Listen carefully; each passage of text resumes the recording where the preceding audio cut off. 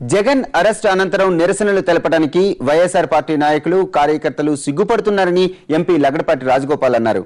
రాజశేఖర్ రెడ్డి మరణించి 3 ఏళ్లైనా ఇప్పుడు ఆయన మరణంపై అనుమానాలున్నాయని ఆరోపించడం విజయమ్మకు తగదని పశ్చిమ గోదావరి జిల్లా నరసాపురంలో విమర్శించారు. 1,00,000 కోట్ల రూపాయలు మూటగట్టుకున్న కొడుకు, ఒక వ్యక్తి దగ్గర ఒక ప్రాజెక్టులో 800 కోట్ల రూపాయలు దండుకున్న కొడుకు, తను చేసిన పాపం నేరానికి 11 మంది అమాయకులు శిక్ష అనుభవిస్తున్నా ఇప్పుడు బయటికి రాని విజయమ్మ గారు ఇవాళ రోడ్డెక్కి కన్నీరు మున్నీరయ్యి ఘోరం జరిగిపోయింది, దగా జరిగిపోయింది, కుట్ర జరిగిపోయింది, దీనికంతా కాంగ్రెస్ కారణం అని చెప్తూ సోనియా గాంధీ గారిని నిందించడం ఎంతో బాధాకరం. ఇందిరాగాంధీ గారు, రాజీవ్ గాంధీ గారు, సోనియా గాంధీ గారు ముగ్గురు రాజశేఖర్ గారికి 30 ఏళ్ల వయసు నుంచి 60 ఏళ్ల వయసు 30 ఏళ్ళు పూర్తిగా ప్రాధాన్యత ఇచ్చారు. సొంత కుటుంబ సభ్యుడిగా చూసుకుంటూ ఎవరికి అవకాశాన్ని ఇచ్చారు.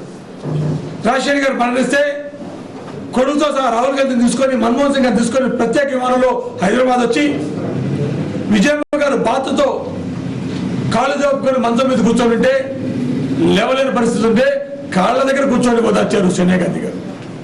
హోదాని మర్చిపోయి తన దగ్గర కూర్చున్నామని కాకుండా కాళ్ళ దగ్గర కూర్చొని, నా సాటి మహిళ ఒకప్పుడు రాజీవ్ గాంధీ గారు మరణిస్తే ఎలా బాధపడ్డారో అలాగే వీడు బాధపడుతుందని చెప్పి ఓదారిస్తే అవి కనపడలేదా ఇవాళ విజయమ్మ గారికి?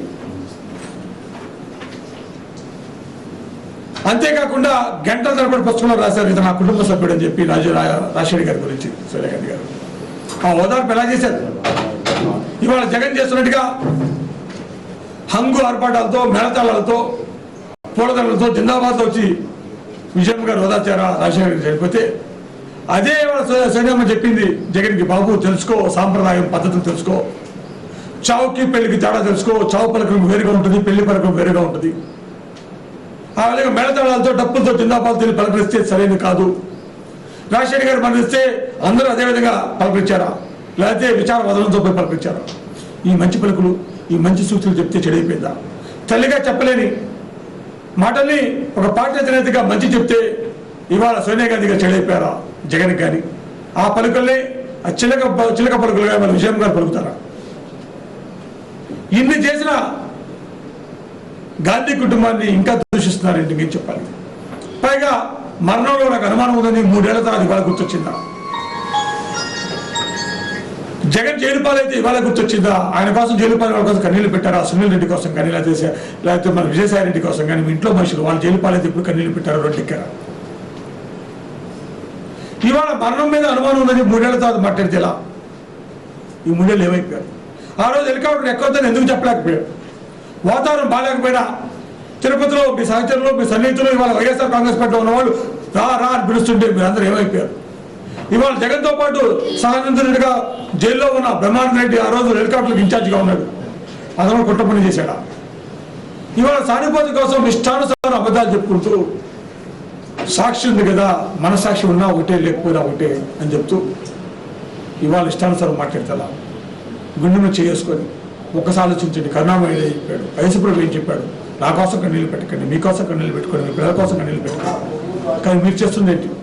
ఎవరెడ్డి పోయినా నాకేంటి, మా మూటలు విప్పకూడదు, మేము తట్టుకుంది ఎవరు తీసుకోకూడదు, చట్టం మా జోలికి రాకూడదు, మా కొడుకుని ఎవరు పల్లెత్తి మాట్లాడకూడదు అంటూ ఇవాళ ఆవేదనకు వస్తే ఇవాళ ప్రజలు అమాయకులు కాదు.